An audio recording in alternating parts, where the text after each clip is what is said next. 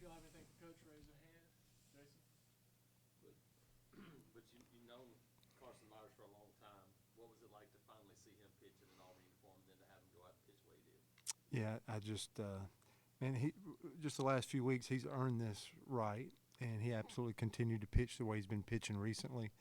I do remember coaching with his dad here at Auburn my first time here, and going over to their home here in Auburn, and Carson. My first view of Carson was in a high chair, eating baby food. So to track with a family for that long and to be that good of friends, and then to see a day like today and him get to go out there and pitch the way he did today, that's a surreal moment and a neat one for that family. And like you said, I heard you talking about Matt being in attendance when he hadn't been able to in the past. So I'm glad that family could take that in. They're dear to me, and it's good to see Carson all grown up, being able to play Division I baseball now.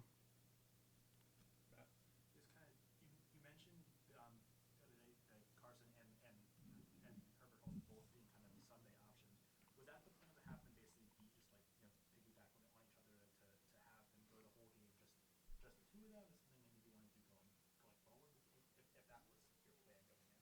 Yeah, I just want, heaven forbid you have injury. It was kind of a 4 or 5 man starting rotation. You're trying to build out for 4 spots, so it covers you to put 5 pieces there. Oftentimes you don't know in series you're trying to win when you can, and yesterday was an opportunity to try to win a series, thankfully. So we used some pieces. And an opening weekend, you want to get everybody out there to get their first appearance out of the way. I know, like a major league opening day, they'll get some guys in a game just to get some tracks laid and start of a new season. And they both were trained in that. And I thought, I don't know where we'll be, because Herbert Holt started some big games for us last year down the road in conference. So we're not going to leave him by the wayside. He needed all 3 of those innings. I don't know if y'all remember, but I do. Last year, these game 3s, I think we had won a series, and then we didn't have enough competitive pitching those first few weekends, and a Southern Cal gets us, and an Indiana got us on this weekend, and it was a challenge for us till we got halfway through the season to get those guys more comfortable and built up and make adjustments. So that was a better feeling. We've advertised the depth, and it's still a question mark now when we line it up as we go through these next 13 weekends. Is that rotation going to be able to rival and be competitive against somebody else's if they feel like they have a top flight rotation? So we'll have to wait and see. But there's some guys we still want to see that did not pitch this weekend because we're trying to build out Herbert Holtz. He got a changeup going today. Myers had a little bit of everything, but it just felt like he kept throwing strike one with that fastball. It kept getting ahead of hitters, and I thought that was a huge piece for Carson's success. But maybe it not only makes us stronger, a look and feel of game 3 being stronger, but even Tuesday. We got some guys that need to get out there and get to pitch that didn't get to on a weekend against a good hitting ball club. This Eastern Kentucky team will be a very offensive club, and we really had trouble ending at bats and striking them out till today, really, and that's how good that Carson and Herbert Holtz pitched today. So I hope we get to continue to see that depth advertised on Tuesday, because at the end of the day, you're about as good as you are in your depth of being able to compete 4 games a week. Butch, just a lot of newcomers in the lineup, and I think you saw today, like Court Christian Hall had the home run, Garrett had a huge day. Just this weekend as a whole for those guys, how much did you see them kind of settle in, so to speak? Yeah, I guess Hall got out there yesterday, but getting that home run today and standing back in there, he started versus a lefty yesterday with a good breaking ball. He was able to get a swing off today. I like that. Fabian started Friday, and we really believe in Caden Green too, especially as a defender.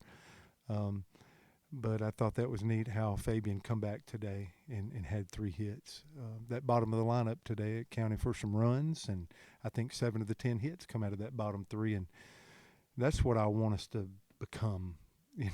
Every coach wants their team, but when you can do it at all 3 levels, top to bottom of a lineup, I think it makes you stronger, and you can be more competitive more days than if you're just waiting for Ike to get 5 hits every day or, Bobby to do something every single day. And I think there's more coming from the top. I think Hernandez and Mainers will do more. That was a nice backside approach with Mainers late today, and I love seeing that. But I think those guys absolutely got some more to give. But seeing that bottom of the lineup do that and the middle perform over the weekend the way they did, I think that gives us some hope and length to our lineup. That 3 games, it's hard to judge and know exactly who you are because there's 50 plus remaining. But I've seen worse starts of the guys kind of being invested, having some at bats, and there's a couple of kryptonite pieces too that it won't take the analytics of today, True Media or Synergy, to figure out. So we'll start to work on that tomorrow. A couple of things that Eastern Kentucky did with a couple of guys absolutely slowed the lineup down a little bit. So I don't think that's something to advertise.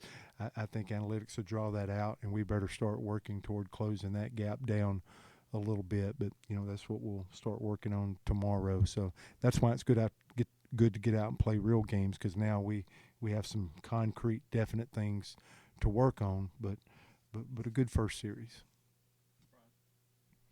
Did you like the way that Meyer and Overholtz finished? I know Overholtz on the 6th and Overholtz struck out the final 6 batters of the game.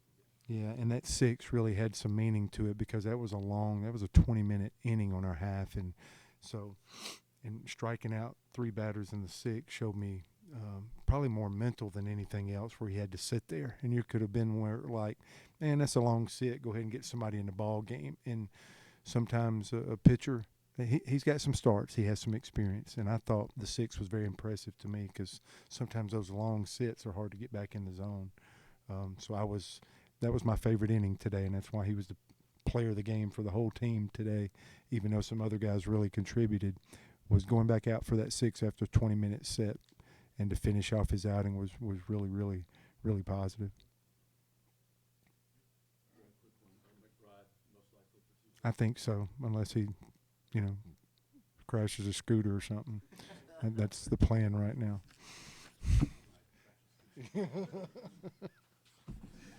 I hate those things.